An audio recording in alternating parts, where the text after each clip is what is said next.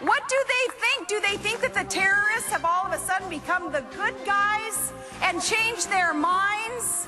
No, the terrorists still seek to destroy America and her allies and all that it is that we stand for. Freedom, tolerance, equality. The terrorists have not changed their minds. How would she know? Anyway, welcome back to Hardball and the Politics Fix. Our roundtable tonight, MSNBC political analyst Michelle Bernard and Rick Hertzberg. I have no idea where that message is coming from.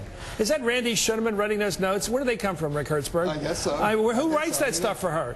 Then we got a guy out there called Nick the Plumber, whatever his name is, saying Israel's going to die tomorrow. Where do they get this stuff from? They just make it up. It's a last-minute attempt to try to switch the conversation from the economy back to terrorism and hope that that'll bring over some votes to the McCain camp. There ought to be some foundation when people make these statements. It's Randy the neocon. I am amazed. I don't get it. Let's talk about a couple of these things. The word socialism has not reared its head in this country for many a decade. Rick Hertzberg, you and I have talked politics for 100 years.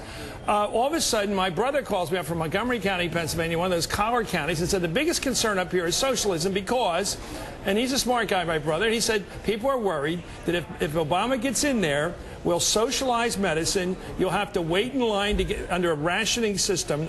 In other words, you can't get fee per service. You have to wait in line like in Britain's, whatever, the old Labor Party system, and wait your turn and probably never get to live to get that heart transplant. That is the fear. And it's crazy. Is it? Yeah, sure it is. It's not even working because... Well, knock down that argument then, because it's apparently cutting up there in the burbs. They always make the National Health Service of England the bad example. They spend, what, about a third of what we spend per capita on medical care. And the dollars make $1.25 an hour, though, don't they? Pump in another 2/3. Yeah. Plus the rest of Europe. Everybody has socialized medicine except us. Everybody. Every advanced country. Well, why do they come here when they're rich to get fixed then? Yeah, exactly. Well, I'm just asking. Why Does every potentate in the world come to the United States to get fixed when they're threatened with death? They don't always. The worst people in the world come here. Yeah, the worst ones This is the argument between left and right. Socialized medicine, if you want to call it that, is probably better for the average person. But it doesn't give you what? There's some value added in commercial medicine, right?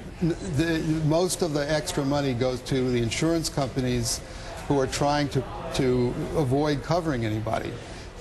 We spend way more on bureaucracy than any socialized medicine system. Our system is totally bureaucratic-ridden, and you know that if you ever try to file a form.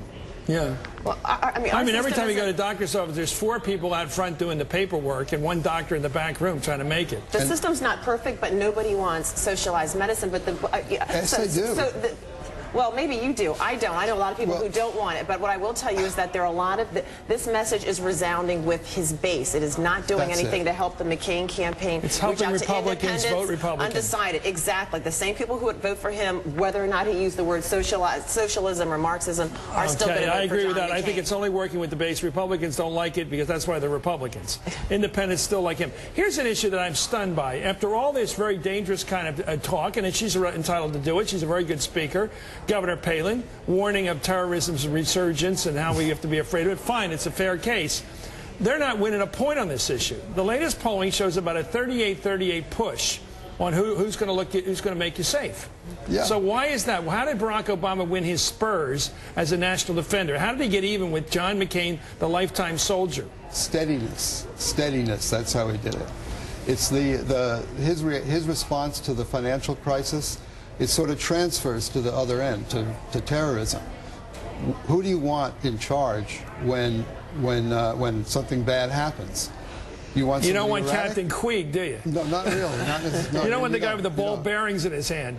And from a substantive point of view, Al-Qaeda seems to want to continue the Bush policy. How do you know that? Very good for them. Well, ask Richard Clark.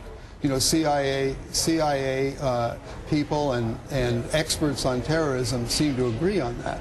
Well, what would be the logic in keeping a conservative, militaristic, right-wing government, if you will, as opposed to a liberal government? What would be the advantage to the enemy of that? The advantage is that we bleed in useless wars that don't actually advance our interests, that our overbearingness is a recruiting poster for Al-Qaeda, that it's seen as a religious war, Christians against Muslims. It rallies Muslims it makes Muslims more extreme, more receptive to their message. It's not that complicated. So it's like in Lawrence of Arabia, my favorite movie, where the Arab terrorists would blow up the trains knowing they'd be rebuilt because they wanted to bleed the Turkish Empire. Right. They did. We're the Ottomans in this scenario. Let me ask you about the issues that are going to work for McCain. I find it interesting that Hillary Clinton ran on experience, and I think it was a strategic mistake because everybody in the Democratic side wanted change. Now John McCain comes along and said, experience, and he's not winning. Has he made the same blunder that Hillary Clinton made, which is people would rather have experience than change? It's the same blunder, but he's had a lot of blunders. He has not had one strong message throughout the entire campaign. And going back to your earlier question, I think it's not just the steadiness. We have been talking about the economy, and John McCain did himself a lot of damage when he suspended his campaign to come back and deal with the Wall Street bailout. It did not look like the actions of a leader. Do you think it was a mistake to spend 1 week attacking Barack for being a celebrity in Berlin, the next week spending a week attacking him for saying lipstick on a pig, the next week attacking him for something else? Do you think it was a mistake? Well, it was a mistake. To keep changing the attack line? Well, it didn't help. I mean, people will tell you, Pat Buchanan loves to say that attack ads work, and negative ads work, but they have not worked for the McCain campaign. And it left the base and it left a lot of the electorate wondering, what is the message, and also, how are you going to get us out of this mess? I don't think people really cared about lipstick on a pig. They care about pocketbook issues and paying for gas. Who's going to win tomorrow? I don't know. I think the polls are closer. I think that it is a lot closer than the polls are telling us. So NBC's wrong at 8 points. I don't know. I don't trust the polls. Rick Hertzberg, how close will it be? Closer than 8?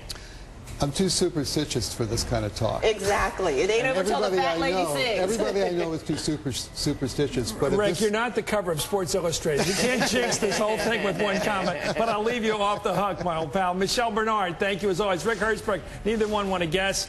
NBC guesses 8 points going into this thing. We'll be right back.